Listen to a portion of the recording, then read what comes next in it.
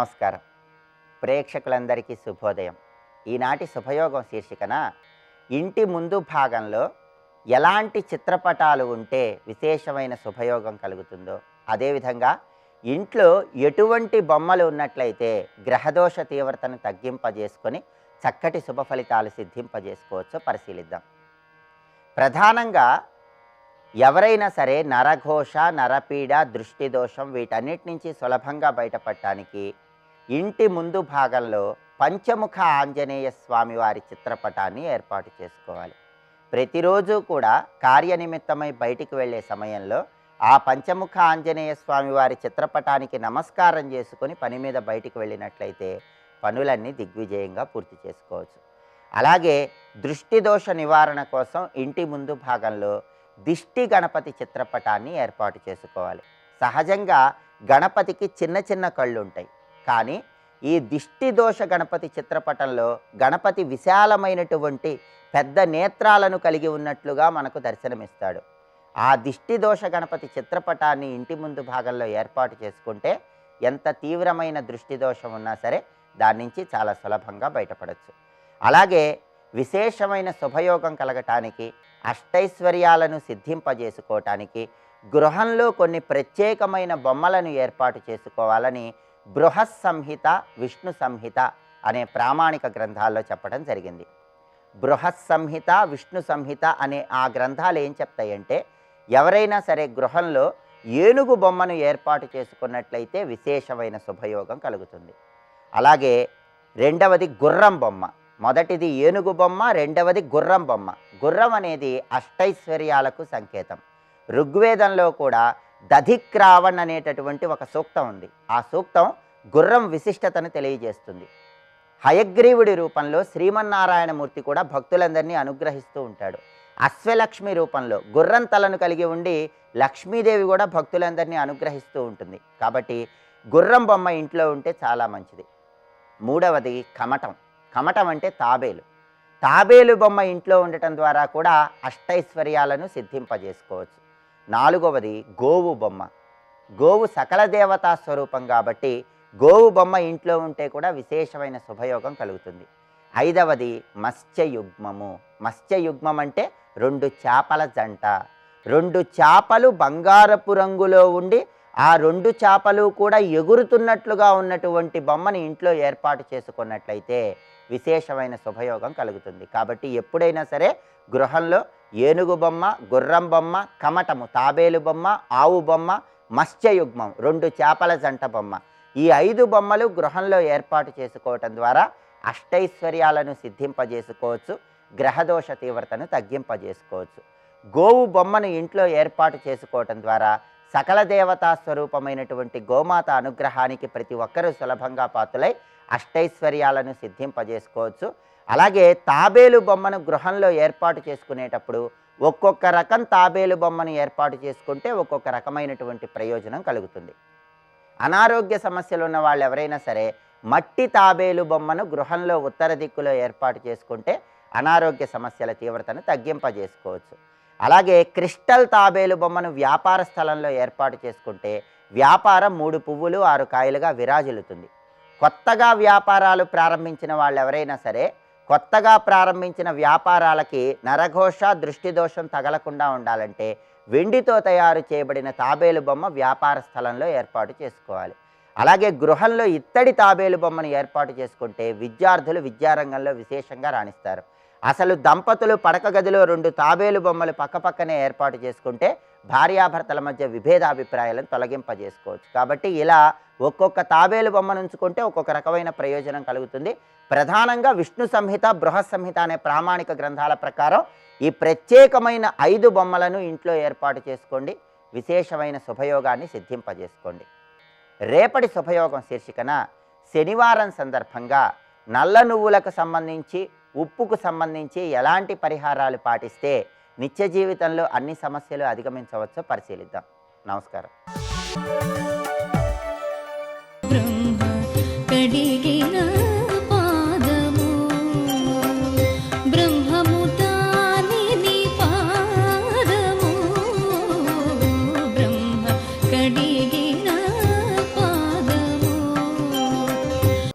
మొత్తం పర్వతాన్ని మంట పెట్టడం ప్రారంభించారు.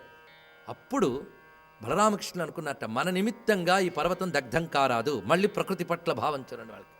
మరి ఏం చేస్తాం, మరి దగ్ధం అంటుకుంది కదా, ఏం చేస్తాం చూడు, మన ఇద్దరం కలిసి దుముకుదాం, దీని నుంచి వాళ్ళ సైన్యాలకు దూకుదాం ఈ కొనలోంచి అన్నాడు. పై కొన ఎంత గొప్పది ఏంటంటే సూర్య ఉదయం రెండూ చూడొచ్చు ఆ కొన మీద నిలబడగలిగితే, అంత గొప్ప విషయం. అలాగే చంద్రుడి విషయాలు కూడా గమనించవచ్చు, అంత ఉన్నతమైనటువంటి పర్వతం ఇది. అందుకు పరశురాముడు ఆ చోటు చూపించాడు. ఇప్పుడు అక్కడి నుంచి ఇద్దరు దుమికెట్టండి. ఆ దుమికినప్పుడు ఆ గట్టిగా తొక్కి లేచారు. ఆ తొక్కినప్పుడు పర్వతం పాతాళం దాకా వెళ్ళిందిట. అలా తొక్కారు, హనుమంతుడు మహేంద్ర పర్వతాన్ని తొక్కినట్టు. తిరిగి వీళ్ళు ఎగరగా అనేది పైకి లేచిందిట.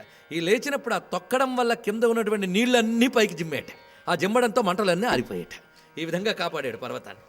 అక్కడి నుంచి దుమికారు. వీళ్ళు హఠాత్తుగా ఆశ్చర్యపోయారు. దుమకడం అలా వచ్చారు వాళ్ళు ఇద్దరు. ఇక్కడ మొత్తం 60 అక్షోహిణుల సేన. కానీ వీళ్ళు ఇద్దరు ఇందాక వెళ్ళినట్టు మామూలుగా వెళ్ళిన వాళ్ళు కారు. శంఖచక్ర గదాపద్మధారి అయి దివ్యములైన ఖడ్గంతో మెరిసిపోతూ ఆయన, ఇక్కడ వీరు శీరము ముసలముతో ఈయన, ఇటువైపు దివ్యములైన రథములు, గరుత్మంతుడి యొక్క ఆ రెక్కల రెపరెపలు. ఇది చూస్తూ ఉంటే ఆశ్చర్యచకితులయ్యారు, యుద్ధానికి సిద్ధపడ్డారు. కానీ కృష్ణ పరమాత్మ చూపించిన పరాక్రమానికి ఈ సేనలు చాలా మరణించాయి, గడ్డి కరిచాయి. మిగిలిన వాళ్ళు పారిపోతున్నట్ట. పారిపోతుంటే జరాసంధుడు వెనక్కి పిలిచాడు, ఇదిగో మీరు చేస్తున్న పని ఏమీ బాగులేదు సుమా, వెన్ను చూపించి పారిపోవడం పాపాన్నిస్తుంది, కనుక మీరు రండి. పైగా వీళ్ళు ఎవరనుకున్నారు, ఊరికిన మొట్టమొదటి ఇలా బెదిరిస్తారు కానీ వీళ్ళు ఏమి యుద్ధాలు చేస్తారు అని వాళ్ళకి చెప్పేట. మేమున్నాం మహాప్రతాపవంతులం, కనుక రండి అని పిలిచేట. వెంటనే వాళ్ళు వెనక్కి వచ్చేట. ఎందుకు? మరణించడానికి. ఆ వచ్చిన వారందరినీ కూడా వీరు ఉభయులు చాలా శుభంగా సుఖంగా హాయిగా శిక్షించారు. ఆ తర్వాత జరాసంధుడితో యుద్ధం వచ్చింది. ఈ యుద్ధంలో కూడా అనేక రకాల ఆయుధాలు ప్రయోగంలో జరిగాయి. వీటన్నిటి కూడా కృష్ణ పరమాత్మ ఎదుర్కొన్నాడు. జరాసంధుడు ఏం తక్కువ వాడు కాదు, ప్రయోగించిన భయంకరమైన వాటికి కూడా నిలబడగలిగాడు అతను. ఆ తర్వాత జరాసంధుడితో సహా అందరూ కూడా మరణించిన వారు మరణించగా బ్రతికిన వారు బ్రతుకు జీవుడా అని పారిపోయారు. అది అతను చూపించినది. ఆ తర్వాత చేది దేశానికి అధిపతి అయినటువంటి ఒక మహానుభావుడు అక్కడికి వచ్చాడు. ఆయన పేరు దమఘోషుడు. దమఘోషుడు కొడుకు ఎవరు? శిశుపాలుడు. అవునా లేదా? శిశుపాలుడు తండ్రి ఆయన వచ్చాడు. వచ్చి అంటున్నాడు, ఇదిగో నేను నీ మేనత్త మగుణ్ణి. అంతే కదా, కృష్ణుడికి ఉన్నటువంటి వసుదేవుని చెల్లెల్లో ఒకరు, ఆమెకు మొగుడెత్తిన చేది దేశాధీశుడు నేను దమఘోషుడిని నా పేరు. నేను చెప్పాను జరాసంధుడికి వాసుదేవుడితో యుద్ధం వద్దు వద్దు వద్దు అని, కానీ వచ్చాడు చూడు, దెబ్బతిన్నాడు. నేను నీ పక్షం వాడినే అంటే బుద్ధి వచ్చిందన్నమాట ఈయనకి. కాబట్టి ఇంకొక విషయం, నీకు మరో శత్రువు ఉన్నాడు సుమా. ఈ తోవలో కరవీరపురం అనుకుంటున్నది, అక్కడ శృగాల వాసుదేవుడు ఉన్నాడు. ఉంటే ఒక వాసుదేవుడు ఉండాలి, ఇంకోటి ఉన్నాళ్ళండి, ఇంకో దొంగ వాసుదేవుడు, వాడిని ఆఖరికి కొడతాడు అక్కడ. ఇప్పుడు ఈ వాసుదేవుడు కూడా అసురాంశ సంభూతుడే, అది తెలుసు స్వామివారికి. అతన్ని కూడా నువ్వు దెబ్బతీయడం చాలా మంచిది అని చెప్పాడు. చెప్పిన ప్రకారంగా తాను పుట్టినదే ఇటువంటి అసురాంశ కలిగినటువంటి దుష్ట సంహారం కోసం. అందుకు స్వామి అతడితో యుద్ధానికి వెళ్ళాడు. అతడు కూడా చాలా అప్పుడే తెలుసుకుని సిద్ధపడిపోతున్నాడు, ఇటు నుంచి కృష్ణుడు వెళ్ళాడని చెప్పి యుద్ధానికి ఆయన సిద్ధపడ్డాడు. యుద్ధం చాలా తీవ్రంగా జరిగింది. ఆ యుద్ధంలో శృగాల వాసుదేవుడు సంహరింపబడ్డాడు. వెంటనే ఆయన భార్య ఏం చేసిందంటే, వాళ్ళ కొడుకు శక్రదేవుడు అని ఆయన తీసుకొచ్చి కృష్ణుడి పాదాల మీద పడేసిందట. ఇదిగో కాపాడు అన్నదట. అప్పుడు ఆయన చెప్పాడు, నేను సంపద కోసమో రాజ్యం కోసమో ఈ సంహారాలు చేయట్లేదు, లోకక్షేమం కోసం చేస్తున్నాను. భూభారం తొలగించడం నా యొక్క ఉద్దేశం. కాబట్టి నీ పుత్రుడు యోగ్యుడు, ఇతన్ని ఇక్కడ పట్టం కడుతున్నాను. చూడండి, అందరినీ కూడా దుష్టుల్ని సంహరించి శిష్టుల్ని నిలబెట్టి వచ్చాడే తప్ప ఎక్కడా తన సింహాసనం మీద కూర్చోలేదు భగవానుడు. ఎందుకంటే ఎందుకు కూర్చోలేదు? ఒక చోటికి పరిమితమైన ప్రభువు కాడైనా సర్వజగదీశ్వరుడు. ఇది పెద్ద విషయం. ఇందులో ఉన్న రహస్యం తర్వాత ఇంకా తెలుస్తుంది. హరివంశంలో మాత్రమే తెలుస్తుంది, ఇంకెక్కడ దొరకవు. అందుకే హరివంశం ఒక రహస్య గ్రంథం. హరివంశం, గర్గ సంహిత, ఈ రెండు పట్టుకోగలిగితేనే భాగవత మాధుర్యాన్ని మనం తెలుసుకోగలం. భాగవతం మనల్ని మధుర రసంలో ముంచివేస్తుంది. కానీ అనేక సందేహాలు కలిగినప్పుడు లౌకిక విషయాలు అవన్నీ, అవి తీర్చాలంటే మాత్రం ఈ గ్రంథాలు సహాయం కావాలి. భాగవతం మాత్రం కృష్ణరసపానం చేయడానికి అది మహాగ్రంథం. కానీ అందులో ఉన్నటువంటి ఒక ఆసక్తికరమైన ఇలాంటి అంశాలు తెలుసుకోవాలి అంటే హరివంశము, గర్గ సంహిత, ఈ రెండు మనం ఆధారంగా తీసుకుంటే ఇంకో అద్భుత విషయాలు తెలుస్తాయి. రెండు ఋషి ప్రణీతములే. గర్గుడంటే తెలుసు కదా, కృష్ణుడికి పేరు పెట్టిన మహానుభావుడు. సరే, మొత్తానికి ఇప్పుడు ఈ విధంగా చేసి పరమాత్మ తిన్నగా మధురా నగరానికి చేరుకున్నారు. ఆ చేరుకుంటూనే శంఖదానం, పాంచజన్య శంఖనాదం చేసేట. వెంటనే ఆనందితులై ఉగ్రసేనుడు మొదలైన వారందరూ కూడా వచ్చి కృష్ణ పరమాత్మకి స్వాగతం పలుకుతూ లోపలికి తీసుకువెళ్లారు. వెళ్ళినప్పుడు గరుత్మంతుడు పక్కన ఉన్నట్ట. ఇది ఆశ్చర్యకరం. ఇక్కడ నుంచి గరుత్మంతుడు వివిధ రూపములతో స్వామి వద్ద ఉంటూ ఉంటాడు. అలాగే శంఖచక్ర గదాపద్మములు కూడా ముందు పరోక్షంగా ఉన్నా అవసరమైన ప్రత్యక్షంగా ఉంటాయి. అంటే అందుకే కృష్ణస్తు భగవాన్ స్వయం అనే మాట గుర్తుపెట్టుకోవాలి. పూర్తి నారాయణ తత్వంతోనే విహరించాడు భూమి యందు. ఇతడు ఏ అవతారముల్లోని అవన్నీ ప్రచ్ఛన్నములు చేసుకున్నాడు, కానీ అవతారంలో ప్రత్యక్షం చేశాడు. శత్రువులు కూడా చూడగలిగారు ఆ నారాయణ స్వరూపాన్ని. అటువంటి అద్భుతమైన విషయం ఉన్నది. ఎందుకంటే శత్రువులు ఇదివరకు చూశారు ఈ రూపాన్ని కాలనేమికి అనుచరులుగా ఉన్నప్పుడు, కనుక దాన్ని పరిచయం చేశాడు మళ్ళీ.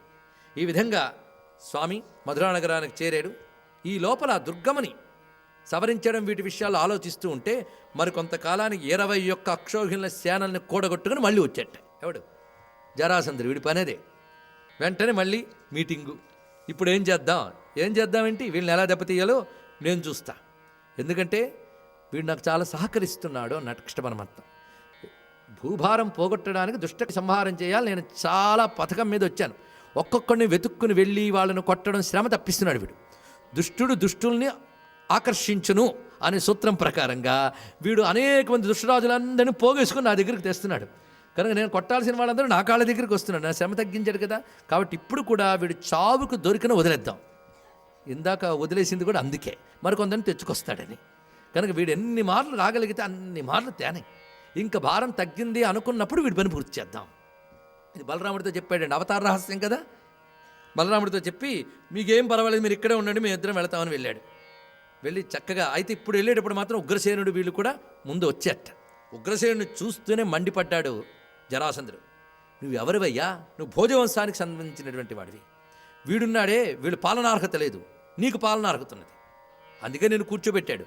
కానీ ఇతడు మోచేతి నీళ్ళు తాగుతూ ఇతడు దయాదాక్షిణ్యాల మీద ఉన్నావే, ఇదంతా బాగుందా? అతడు ఇచ్చిన రాజ్యం తీసుకున్నావా? ఇతడు పెట్టేటువంటి ఆహారం తిని బానిసత్వం వచ్చింది అన్నాడు. మరి జరాసంధుడు ఇలాగే మాట్లాడతాడు. అప్పుడు అన్నాడు, ఉగ్రసేన్నే నిందించావు మా రాజ్యపు రాజుని గనక నేను ఇంక విడిచిపెట్టలేదు లేదని. భయంకరమైన యుద్ధం ఇక్కడ జరిగింది. మధురా నగరానికి ఏవలే చేశాడు ఈ యుద్ధం అంతా కూడా. బలరామకృష్ణ ఉభయులు కలిసి యుద్ధం చేశారు. ఇందులో చిత్రం ఏంటంటే రుక్మి కూడా యుద్ధంలో పాల్గొన్నాడు. రుక్మి మనకి తర్వాత అవసరం కదా. రుక్మి కూడా వాడు జరాసంధుడి మిత్రుడు, వాడు వచ్చి పాల్గొన్నాడు. ఇలా వీరందరూ దెబ్బతిన్నారు. ఆ రుక్మి ఇక్కడ బలరాముడి చేతిలో చాలా దెబ్బతిని, కృష్ణుడి చేతిలో దెబ్బతిని పరాజితుడి పారిపోయాడు. అది అతనికి జరిగిన సత్కారం. ఇక జరాసంధుడికి బలరాముడికి పెద్ద గదాయుద్ధం జరిగింది. ఆ గదాయుద్ధంలో పరాజయం పొంది మళ్ళీ జరాసంధుడు పారిపోతున్నాడు. ఇప్పుడు ఏమంటావు అన్నట్టు కృష్ణుడితో, వదిలేయని చెప్పాను కదా అన్నట్టు వెళ్ళిపోయాడు. ఈ లోపల బలరాముడు ఒకసారి ఇంకంతా సద్దుమణిగింది, స్థిమితంగా ఉన్నారు. బలరాముడు ఇప్పుడు కొంచెం విశ్రాంతి దొరికినట్టుంది, రేపల్లికి వెళ్ళాలనిపిస్తుంది, నాకు అవన్నీ గుర్తొస్తున్నాయి అన్నట్టు. కృష్ణుడు గొప్పతనం చూడండి, ఆయనకి ఏవీ మనస్సులో ఉండవు. యోగి ఆయన. విడిచిపెట్టిన చోటుకు తిరిగి వెళ్ళలేదు పరమాత్మ. మొత్తం వెతకండి. ఇక్కడ బలరాముడు తిరిగి వెళ్ళాడు. అయితే ఈయన వెళ్ళలేదా? ఒక చోట ఉండి ఒక చోట లేనివాడు కాదు ఆయన. ఆ గోపికల ఉల్లములో అనుభవ రూపంగా ఉన్నాడు. భగవంతుడు అనుభవ స్వరూపుడు. ఇది బాగా తెలుసుకోవాల్సింది. రూపమా భగవంతుడి యొక్క స్వరూపం, అనుభవం భగవంతుడి యొక్క స్వరూపం. అందుకే ఆనంద స్ఫురద అనుభవాభ్యాం, గుర్తుపెట్టుకోండి. ఆనందానుభవం, ఆనందానుభవం నీలోంచి వెలికి వస్తుంది. ఈ తత్వం అర్థం కావడం కష్టం. గోపికలకు కూడా మీలో నేను అనుభవ రూపంగా ఉన్నాను, మీలో ఉన్న నన్ను తెలుసుకోండి. బాహ్యంగా నేను లేకపోవచ్చు, కానీ మీలో నేనున్నాను. మీలో నిత్య అనుభవ రూపంలో నేను వస్తున్నాను. ఎందుకంటే మీరు నాతో వియోగంతో బాధపడుతున్నారు, కానీ క్షణమైనా నన్ను మరచారా? పైగా ఎదురుగా కనబడిన సంయోగానందం కంటే దూరంలోని వియోగానందంలో తీవ్రత ఎక్కువ ఉంటుంది. సంయోగంలో నా ఒక్క రూపం కనబడుతుంది, వియోగంలో నా పలు రూపాలు మీ మనస్సులో మెదులుతాయి. అది ఒక పెద్ద ధ్యానం అండి. అందుకే ఇది భక్తిలో గొప్ప రహస్యమైన అంశం. భగవద్విరహాన్ని క్షణం అనుభవించగలిగిన వాడు ఉత్తమ భక్తుడు. ఇది కొంచెం ఆలోచించడం కష్టం. భగవద్విరహాన్ని అనుభవించగలగాలి. రామచంద్రమూర్తికి నమస్కరిస్తూ స్వస్తి.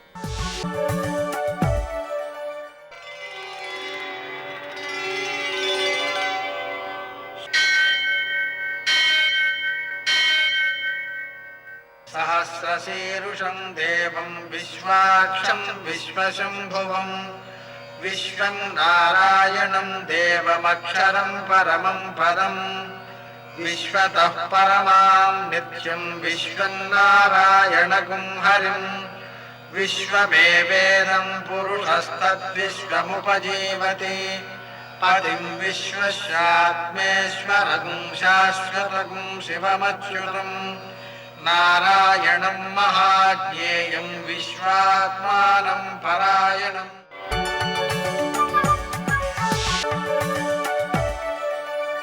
सूर्यशौर्यमथेन्दुरिन्द्रपदवी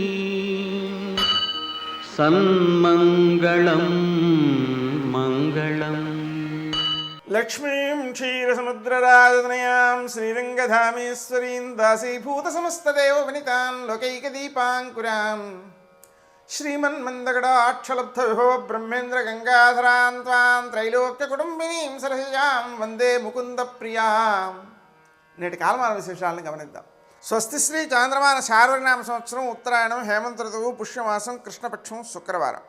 సూర్యోదయం 6:52 సూర్యాస్తమయం 6:05 తిథి పాడ్యమి రాత్రి 11:39 వరకు, నక్షత్రం ఆశ్లేష రాత్రి 3:19 వరకు, వర్జం సాయంకాలం 4:21 నుంచి 5:55 వరకు, దుర్ముహూర్తం ఉదయం 9:07 నుంచి 9:51 వరకు, మరల మధ్యాహ్నం 12:51 నుంచి 1:36 వరకు, అమృతకాలం రాత్రి 1:45 నుంచి 3:19 వరకు, రాహుకాలం శుక్రవారం కాబట్టి ఉదయం 10:30 నుంచి 12 గంటల వరకు, అష్టకవర్గ రీత్యా శుభప్రదమైన సమయం ఉదయం 7:25. నేటి విశేషం శుక్రవారం. లక్ష్మీనారాయణులకు మారేడు దళాలతో అర్చన చేసుకోవడం ద్వారా సకల సంపదలు సిద్ధిస్తాయి. లలితాదేవికి మనం పూజ చేసి నిమ్మకాయతో చేసినటువంటి పులిహార నివేదించడం ద్వారా శుక్ర సంబంధమైన దోషాలను తొలగించుకోగలుగుతాం. అమ్మవారి అనుగ్రహంతో సకల సంపదలను పొందగలుగుతాం, సకల సౌభాగ్యాలని పొందగలుగుతాం.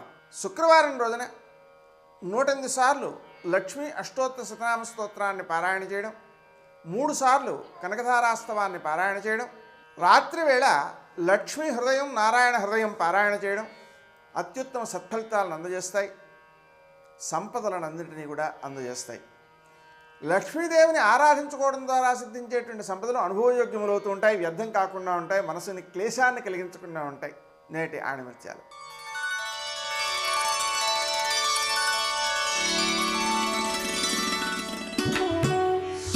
నీకేమైనా ఆశించినది లభించకపోతే విచారించకు, ఎప్పుడు న్యాయమైన మాటనే పలుకు.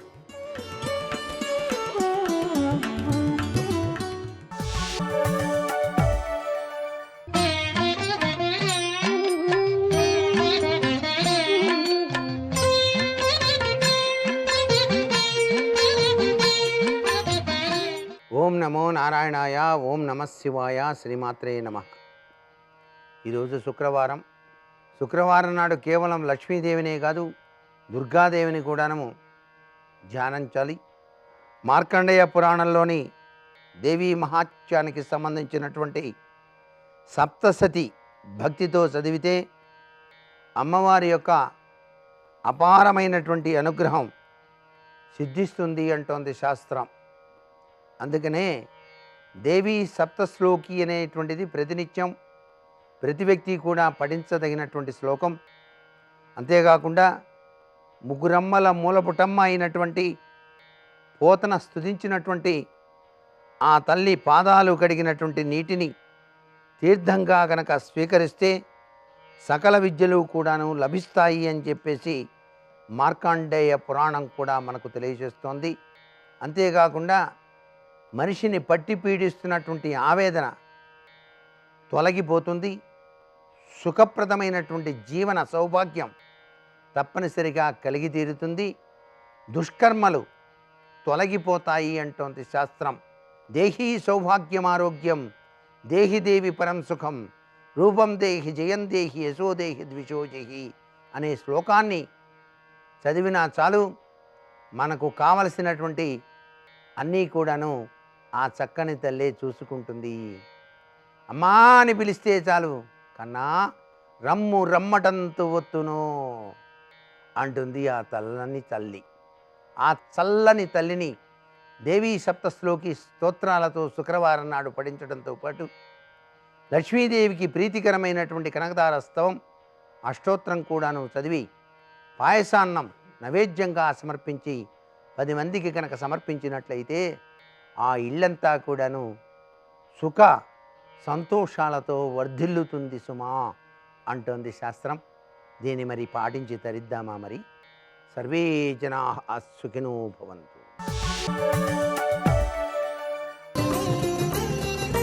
అదివో అల్లదివో శ్రీహరివాసము 10,000 శేషుల పడగలమయము.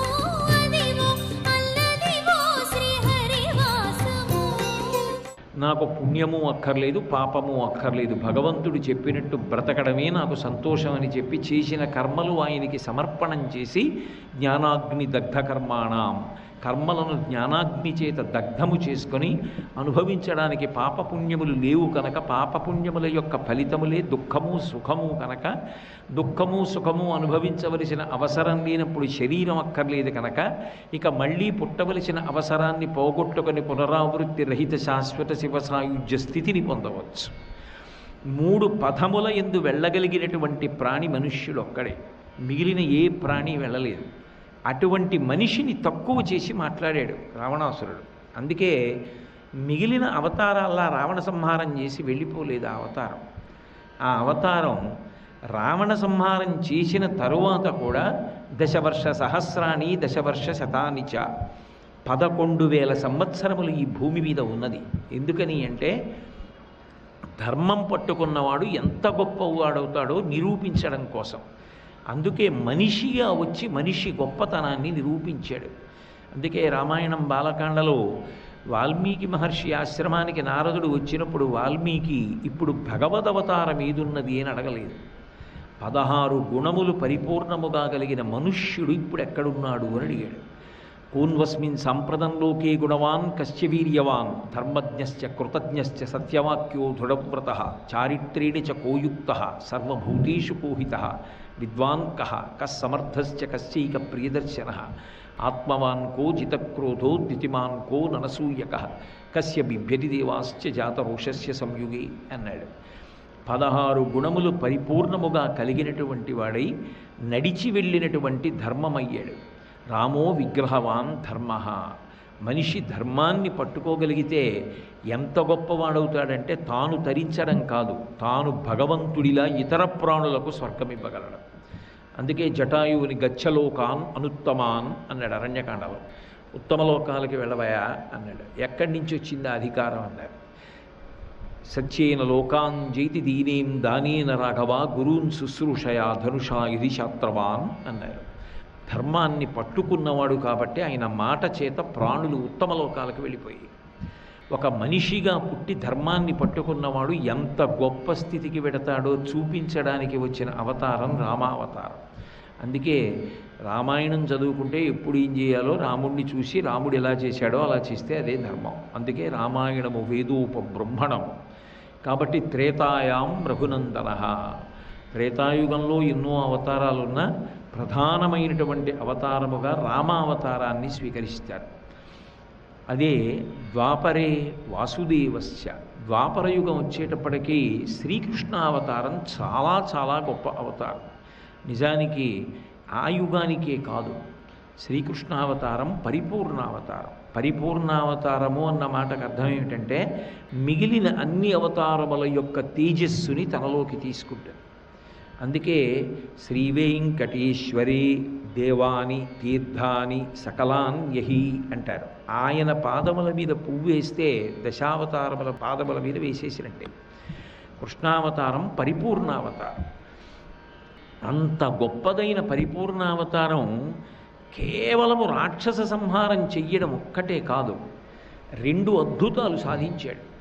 ఒకటి, జగద్గురువై నిలబడి ప్రస్థానత్రయంలో ఒకటైనటువంటి భగవద్గీతని లోకానికి ఇచ్చాడు. అందుకే ప్రస్థానత్రయము అంటే మనిషి ఏ లక్ష్యాన్ని చేరుకోవాలో ఆ లక్ష్యానికి తీసుకెళ్ళగలిగినటువంటిది. అందులో భగవద్గీత, బ్రహ్మసూత్రములు, ఉపనిషత్తులు ఈ 3ంటిని కలిపి ప్రస్థానత్రయం అంటారు. ప్రస్థానత్రయంలో ఒకటైనటువంటి భగవద్గీతని లోకానికి ఇచ్చాడు. అజ్ఞానమనేటటువంటి కటిక చీకటిని తొలగించగలిగినటువంటి దీపము గురువు కనుక ఆ చీకట్లు తొలగించవలసినటువంటి వాడు చీకట్లో వచ్చి జ్ఞానదీపాన్ని ఇవ్వాలి. అందుకే కృష్ణ పరమాత్మ యొక్క అవతారం వచ్చినప్పుడు చీకటి కేవలం మనుష్యులకు కాదు, సమస్త ప్రాణులకు చీకటి. జలధరదేహు నాజాను చతుర్బాహు సరసీరుహాక్షు విశాలవక్షు జారుగదా శంఖచక్ర పద్మ విలాసు కంఠ కౌస్తుభమణి కాంతిభాసు కమనీయ కటిసూత్ర కంకణ కేయూర శ్రీవత్సలంచనంచిత విహారు మరుకుండల ప్రభాయుత కుంతల లలాటు వైఢూర్య మణిగణ వరకిరీటు బాలు పూర్ణేందురు చిజాలు భక్త లోకపాలు సుగుణాలవాలు కృపావిశాలు చూచి తిలకించి పులకించి చోద్యమంది ఉబ్బి చెలరీగి వసుదేవుడు ఉత్సహించే అంటారు పోతన గారి దశమస్కందంలో. శ్రావణ మాసంలో బహుళపక్షంలో అష్టమి నాటి అర్ధరాత్రి వేళ వచ్చాడు. ఎందుకు వచ్చాడు అంటే ఈ లోకంలో బాగా చీకటిగా ఉండేటటువంటి నెల శ్రావణ మాసం. అందుకే నభోమాసం అని పిలుస్తారు శ్రావణ మాసాన్ని. నభోమాసము అంటే బాగా నల్లటి నీరు పట్టిన మబ్బులు బాగా కిందకి దిగుతాయి. అలా దిగిన కారణం చేత పగటి వేళ కూడా చీకటిగా ఉంటుంది. అంత చీకటి, పైగా కృష్ణపక్షం మరీ చీకటి, అష్టమి మధ్యతిథి మరీ చీకటి, అర్ధరాత్రి ఇంకా చీకటి, ఇంకా అంతకన్నా చీకటిగా ఉండే అవకాశం ఇప్పుడు ఉండదు. అంత చీకటి కాబట్టి ప్రాకృత జన్మ కాదు ఎంచుకున్నాడు. ఈ అజ్ఞానపు చీకట్లు పోగొట్టడానికి వస్తున్నానని చెప్పడానికి శ్రావణ మాస బహుళపక్ష అష్టమి అర్ధరాత్రి వేళ వచ్చాడు. కృష్ణపక్షం కాబట్టి పితృదేవతలకు చీకటి, అలాగే దక్షిణాయనం కాబట్టి దేవతలకందరకు చీకటి, అథవా సమస్త ప్రాణులకు చీకటి. దేవతలకు చీకటి, పితృదేవతలకు చీకటి, రాక్షసులకు చీకటి, మనుష్యులకు చీకటి, అందరికీ చీకటి. అంత కటిక చీకట్లో వచ్చాడు. వచ్చి తాను కారాగారంలో వచ్చాడు. మనందరి కర్మబంధములను కోసేసి మనందరం విడుదల పొందడానికి అవకాశం ఇచ్చాడు ప్రస్థానత్రయం. అందుకే అర్ధరాత్రి శ్రావణ మాసంలో ఆయన వస్తే అక్కడి నుంచి 6 నెలలు లెక్క పెడితే అర్ధరాత్రి శివుడు వస్తాడు జగద్గురువుగా, జ్యోతిర్లింగం అవుతాడు. అందుకే శ్రావణం నుంచి భాద్రపదం, ఆశ్వీజం, కార్తీకము, మార్గశీర్షము, పుష్యము, మాఘము దగ్గరికి వచ్చేటప్పటికి మళ్ళీ మహానుభావుడు మహాశివరాత్రి నాటి వేళ అర్ధరాత్రి వేళ లింగోద్భవం. ఆపాతాళ నభస్థలంత భువన బ్రహ్మాండమావిస్ఫుర జ్యోతిస్ఫాటికలింగమౌలి విలసత్పూర్ణేందువంతామృతై హస్తోకాప్లుతమీకమీశమనిశం రుద్రానువాకాన్ జపం ధ్యాయే దీప్సిత సిద్ధయే ధ్రువపదం విప్రోభిషించేచ్చివం బ్రహ్మాండవ్యాప్తదేహాభసిత హిమరుచాభాసమానాభుజంగై కంఠే కాళాః కపర్దాః కలితశశికళాశ్చండ కోదండహస్తాః త్రిక్షా రుద్రాక్షమాలా సులలితవపుషశాంభవా మూర్తిభేదాః రుద్రాశ్రీ రుద్రసూక్త ప్రకటిత విభవాన ప్రయచ్చస్తు సౌఖ్యం అంటారు. అర్ధరాత్రి వేళ లింగోద్భవం అంటే కటిక చీకట్లు పోగొట్టడానికి జగద్గురువై శంకరుడు వచ్చినటువంటి వేళ. 6 నెలలకొకసారి అర్ధరాత్రి వేళ జగద్గురు స్వరూపంగా వస్తుంటారు శివకేశవులు. అది ఇద్దరి మధ్య అభేదతత్వం అనడానికి. అది ఒకటైతే మిగిలిన అవతారములు కొంతమందినే ఆకర్షించడానికి అవకాశం ఉంటుంది. ధర్మమునందు నిరతిశయ ప్రీతి కలిగిన వాళ్ళు రామావతారాన్ని ఎక్కువ ఇష్టపడతారు. ఎందుకనంటే ఎన్ని ఉడుదుడుకులు రానివ్వండి ధర్మాన్ని వదలడం. అందుకే నవమి నాడు పుడతాడు. 9 1 9, 9 2 18, 8 1 9, 9 3 27, 7 2 9, 9 4 36, 3 6 9, 9 5 45, 4 5 9, 9 6 54, 5 4 9, 9 7 63, 6 3 9. ఏం చేసినా 9 వస్తూ ఉంటుంది. అంటే కలిసి రానివ్వండి, కలిసి రాకపోనివ్వండి, కష్టమే రానివ్వండి, సుఖమే రానివ్వండి, ధర్మాన్ని మాత్రం వదలండి. అందుకని ధర్మమునందు ప్రీతి కలిగిన వాళ్ళు రామావతారాన్ని ఇష్టపడతారు. కృష్ణావతారాన్ని మాకే ఇష్టమండి కృష్ణావతారం అనేవాళ్ళు లోకంలో ఎవరు ఉండరు. అందరికీ కృష్ణ భగవానుడు అంటే ఇష్టమే. కృష్ణుణ్ణి ఇష్టపడని వాళ్ళు లోకంలో ఉండరు. ఎందుకనంటే బాలకృష్ణుడిగా లోకాలన్నింటినీ మోహింపచేస్తాడు.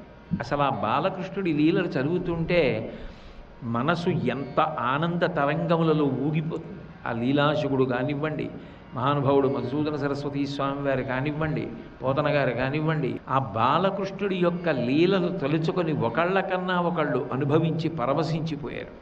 భాగవతోత్తములైనటువంటి వాళ్ళు, జ్ఞాననిష్ట కలిగిన వాళ్ళు కృష్ణుడిచ్చినటువంటి భగవద్గీతని పట్టుకుని జీవితాన్ని తరింపచేసుకుంటారు. శంకర భగవత్పాదులంతటి వారు భగవద్గీత కించిదీత గంగాజలలవ కణికాపీత సకృతపీన మురారి సమర్చ క్రియతే తస్య యమేన నచర్చ అంటారు. ఒక్క శ్లోకం చాలు భగవద్గీతలో అంటారు. సర్వం శ్రీ ఉమామహేశ్వర పరబ్రహ్మార్పణమస్తు. స్వస్తి.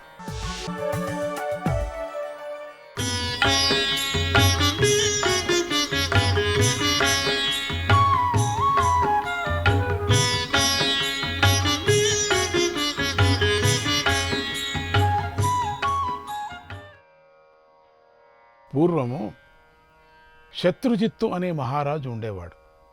ధర్మబద్ధంగా ప్రజలను పరిపాలిస్తూ ఉండేవాడు. యజ్ఞయాగాదులు చేస్తూ దేవతలను తృప్తిపరుస్తూ మంచి రాజుగా కీర్తి పొందాడు.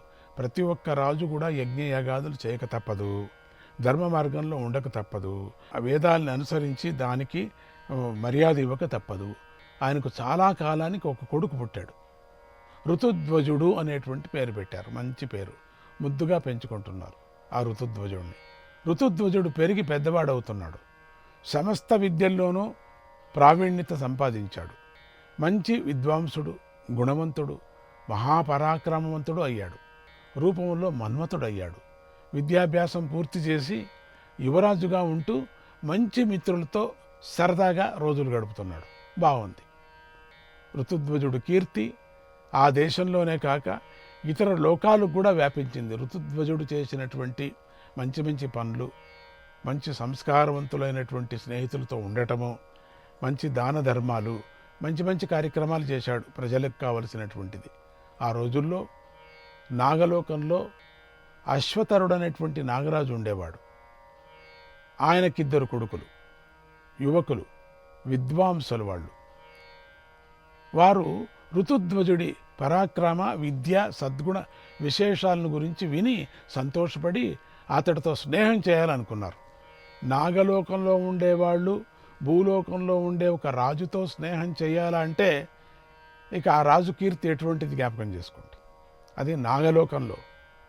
అయితే వాళ్ళు నాగులు కదా, తమతో స్నేహానికి ఋతుధ్వజుడు ఒప్పుకుంటాడో లేదో అని భయపడ్డారు. నాగుపాములాగా వచ్చి మీ స్నేహితుడిని అంటే పరిగెత్తిపోతారు. వాళ్ళందరూ కూడా కామరూపులు. మాయా విద్యతో బ్రాహ్మణ వేషాలు ధరించారు. భూమి మీదకి వచ్చి ఆయనతో స్నేహం చేశారు. మంచి బ్రాహ్మణ యువకులుగా వేషం వేసుకొని వచ్చారు. క్రమంగా వారిది ప్రాణ స్నేహమైంది.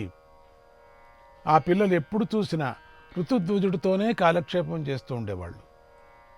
శాస్త్ర చర్చలు, కావ్య గోష్ఠలు, ఇవన్నీ ఇలా కొంతకాలం గడిచింది. ఒకరోజు శత్రుజిత్తు రాజ్యసభలో ఉండగా గాలవుడనే మహర్షి ఒక గొప్ప గుర్రాన్ని వెంటబెట్టుకొని సభలోకి వచ్చాడు. ఇటువంటిదంతా జరుగుతూ ఉంటుంది. పూర్వము రాజ్యసభల్లో ఈ మాయలన్నీ జరుగుతూ ఉంటాయి. పరమాత్ముడు పరీక్షించేటువంటిది అంతా. ఒక గుర్రం వేసుకొని వచ్చాడు. గాలవ మహర్షి సూర్యోపాసన చేస్తూ ఉంటాడు. ఒక రాక్షసుడు రోజు ఆయన ఆశ్రమానికి వచ్చి ఆశ్రమం అంతా ధ్వంసం చేస్తూ ఆయనకు తపోవిఘ్నం చేస్తున్నాడు. వాడి కోసం తన తపశ్శక్తిని వ్యయం చేయటం గాలవుడికి ఇష్టం లేదు. ఈ సమస్యకు పరిష్కారం ఏమిటా అని బాధపడుతుంటే ఒకరోజు సూర్యభగవానుడే ఒక గుర్రాన్ని ఆకాశంలోంచి ముని దగ్గరికి పంపి, ఇది కువలయము అనేటువంటి దివ్యాశ్వం, దీనికి భూమి మీద ఆకాశంలోనూ జలంలోనూ అగ్నిలోనూ అన్ని లోకాల్లోనూ తిరగల శక్తి ఉంది. దీన్ని యువరాజైన ఋతుధ్వజుడికి ఇచ్చి అతని చేత రాక్షస సంహారం చేయించు అని ఆకాశవాణి ద్వారా చెప్పించాడు. అందుకే ఆ గాలవముని ఇక్కడికి వచ్చాడు. ఆ ఒక గుర్రాన్ని తీసుకొచ్చాడు. అది దేవగుర్రం. అది ఆ గుర్రాన్ని తీసుకొని వచ్చి మహారాజా అక్కడికి వచ్చాడు. మహారాజా, ఆకాశవాణి నీ కొడుకు పేరు చెప్పడం వల్ల నేను ఇక్కడికి వచ్చాను. నీ కొడుకును నాతో పంపు. శ్రీరాముడు విశ్వామిత్రుడి యాగాన్ని రక్షించినట్లు నీ కొడుకు నన్ను రక్షిస్తాడు. ఈ అశ్వాన్ని అధిరోహించి రాక్షస సంహారం చేస్తాడు. నీ కొడుక్కి కువలయ అశ్వుడు అనేటువంటి పేరు నీ ప్రసిద్ధమవుతాను అన్నాడు గాలవుడు. శత్రుజిత్తు సంతోషంతో కొడుకును పిలిచి మహర్షికి తపోవిఘ్నం చేస్తున్నటువంటి ఆ దుష్టులను శిక్షించరమన్నాడు. ఋతుధ్వజుడు ఆ అశ్వాన్ని పూజించాడు, దాన్ని అధిరోహించాడు. ముని సమేతుడై ఆశ్రమం చేరాడు. ఒక రోజున ఆ రాక్షసుడు అడవి పంది రూపంలో వచ్చి ఆశ్రమంలో గందరగోళం ప్రారంభించాడు. ఋతుధ్వజుడు వాడు రాక్షసుడని గుర్తించి ఒక అర్ధచంద్ర బాణంతో తీక్షణంగా కొట్టాడు. ఆ దెబ్బకు ఆ పంది గిలగిలా కొట్టుకుంటూ నేల మీద పడింది. కానీ అంతలోనే తేరుకొని వేగంగా పారిపోయింది ఆ పంది. అప్పుడు కువలయాశ్వుడు తన దగ్గర ఉండటం వల్ల ఋతుధ్వజుడు కూడా అంత వేగంగా వెంటబడ్డాడు. ఆ గుర్రం మీద రాక్షసుడు భూమిలో సొరంగం చేసుకొని పాతాళానికి పోయాడు. కువలయాశ్వ ప్రభావం వల్ల రాజకుమారుడు కూడా క్షణంలో అక్కడికి వెళ్ళాడు. వాడి వెంటనే వెళ్ళాడు. పాతాళానికి వెళితే నేను కూడా అక్కడికి వెళతానే వెళ్ళాడు. పాతాళానికి కూడా తరుముకుంటూ వచ్చినటువంటి రాజకుమారుని చూసి ఆ రాక్షసుడు ఆశ్చర్యపోయాడు. ఎవరూ ఇట్లా రాలేదే, ఇట్లా వచ్చాడు ఇంతవరకు, భయంతో వణికిపోయాడు. అప్పటికే పరిగెత్తి పరిగెత్తి నోటి నుండి నురుగులు కక్కుతున్నాడు ఈ పంది రాక్షసుడు. ప్రాణం దక్కితే చాలని అలాగే పరిగెత్తుతూ ఆ పంది రాక్షసుడు ఒక రత్న భవనంలోకి దూరి మాయమయ్యాడు. ఋతుధ్వజుడు వీడెటుపోయాడా అని పరిశీలిస్తున్నాడు, ఎక్కడ పోయాడా అని. అసలే కొత్త లోకం, మనస్సుకు హడావిడిగా ఉంది. ఎటు చూసినా రత్నాల మేడాలు, ఎక్కడ రాతి కట్టడాలు లేవు, ఎక్కడ కూడా అన్నీ రత్నాలతో ఉన్నాయి. అన్ని భవనాలు ఒకే రకంగా కనపడుతున్నాయి. రాక్షసుడు ఏ భవనంలో దూరాడో చూశాడు, కానీ అక్కడి నుండి ఎటుపోయాడో తెలియటం లేదు. ఇంతలో ఒక పెద్ద భవనం ముందు ఒక నడి వయసు మానవ స్త్రీ బెదురు చూపులు చూస్తూ కనిపించింది. ఒక రత్న భవనం ముందు నిల్చున్నాడు. అక్కడ అందాల స్త్రీ ఒకటి కనిపించింది. మనిషి సన్నగా ఉంది, చూడటానికి బలహీనంగా కనపడుతుంది. కళ్ళలో మాత్రం ఏదో కాంతి ఉంది. ఆవిడ కూడా ఎవరినో వెతుకుతున్నట్టు అటు ఇటు చూస్తుంది. ఋతుధ్వజుడి వంక విచిత్రంగా చూస్తుంది. రాజకుమారుడు ఆమె దగ్గరికి వెళ్ళి, అమ్మా, ఎవరు నువ్వు? ఈ భవనం ఎవరిది అన్నాడు. ఇంకా ఏదో అడుగుతున్నాడు, కానీ ఆమె మొగం అటు తిప్పుకొని మేడ మీదకు నడిచింది. రాక్షసుడు ఎటుపోయాడో తెలియటం లేదు. ఇన్ని భవనాలున్నా ఎవరూ కనిపించటం లేదు. కనిపించిన జీవిని వదిలితే ఎలాగాని రాజపుత్రుడు ఆమెను వెంబడించాడు. కనిపించింది ఇక్కడ ఏ జీవి కనపడటం లేదు. ఈవిడ కనిపించింది కానీ ఈవిడ వెంటనే పరిగెత్తాడు. గుర్రాన్ని అధిరోహించాడు. క్షణంలో పై అంతస్తుకు చేరుకున్నాడు. గుర్రాన్ని మేడ వరండాలో నిలిపి లోపలికి వెళ్ళాడు. ఋతుధ్వజుడి కళ్ళు ఒక్కసారి జిగేలువన్నాయి. అక్కడ పూల పాన్పు మీద ఒక సుందరాంగి కూర్చొనుంది. ఆ గది చాలా విశాలంగా ఉంది. అనేక రత్నాలంకారాలతో దేదీప్యమానంగా ఉంది, వెలుగుతోంది. అడుగులు అలికిడికి ఆ సుందరాంగి తల పైకెత్తి చూసింది. ఈయన శబ్దానికి అప్రయత్నంగానే లేచి నిలబడింది. కళ్ళతోనే ఒక రత్నాసనాన్ని చూపించింది. అట్లా చూపించింది. ఋతుధ్వజుడు ఆమె సౌందర్యానికి ముగ్ధుడైపోయాడు. అలా చూస్తూ ఉండిపోయాడు. ఆ సుందరి పరిస్థితి కూడా అలాగే ఉంది. చూస్తూ ఉంటే ఆమె ఎవరో గంధర్వకన్య అనిపిస్తుంది. అటువంటి గంధర్వకన్యను చూడలేదు ఋతుధ్వజుడు. ఋతుధ్వజుడు అలానే చూస్తున్నాడు. ఇంతలో ఆమె కళ్ళ నుండి రెండు కన్నీటి చుక్కలు కింద రాలాయి. యువరాజు తనను సంభాళించుకొని ఆమెను పలకరించాడు. కాత్వం కన్యే స్వయం శ్రీర్వా భద్రం తే కిధ్యత్సే భద్రం తే కిం కిధ్యసే త్వత్కథాం వద విశ్రబ్ధా మాం స్వం జానీహి రక్షకం. ఓ కన్యా, నువ్వెవరు? స్వయంగా లక్ష్మివా? నీకు శుభమోగాక. ఎందుకు బాధపడుతున్నావు? నా యందు విశ్వాసం గలదానివై నీ కథ చెప్పు. నేను నీవాడినని, నిన్ను రక్షించేవాడినని తెలుసుకో అన్నాడు. ఇంతలో ఇందాకటి నడి వయస్సు స్త్రీ వచ్చి ఇతనికి స్వాగతం పలికింది. నీవెవరవు, గంధర్వుడువా సిద్ధుడువా అని అడిగింది. నువ్వెవరు అని అడిగింది. కిము భవాన్ సురయోని సముద్భవ స్వయమఖో కిము మాధవ ఏవవా ధృతతను కిము వీర రసోథవా ధృతతను కిము వీర రసోథవా శుచిరసాద్భుతమేళన మంజుల శుచిరసాద్భుతమేళన మంజుల. అయ్యా, నీవు దేవజాతి వాడవా లేక స్వయంగా మాధవుడువా, ఎవరు నువ్వు అని అడిగింది.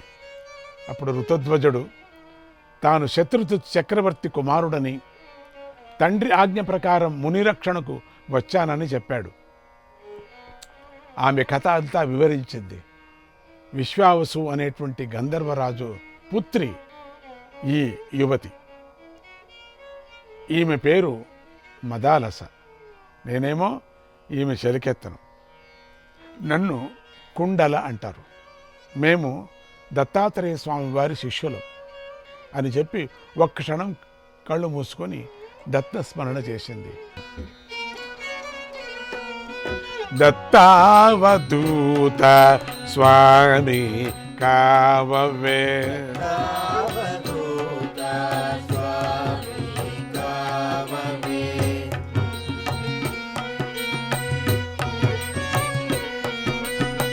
చిత్త విమోహ ధ్వంసము చేయవే చిత్త విమోహ ధ్వంసము చేయవే దత్తావధూత స్వామి కావవే దత్తావధూత స్వామి కావవే చిత్త విమోహ ధ్వంసము చేయవే చిత్త విమోహ ధ్వంసము చేయవే.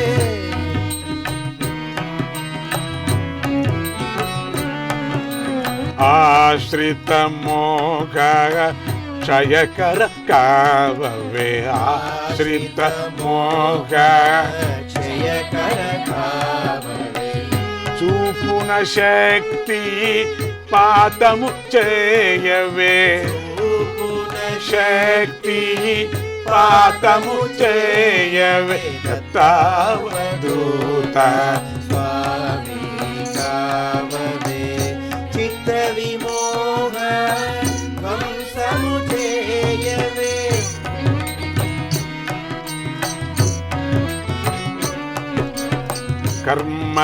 కర్మక్షయమిది కావలే కావలే కర్మక్షయమిది కావలే కావలే కర్మలనోర్చెడి ధీరత నీయవే కర్మలనోర్చెడి ధీరత నీయవే దత్తావధూత స్వామి కావవే చిత్త విమోహ ధ్వంసము చేయవే. జై గురుదత్త, శ్రీ గురుదత్త.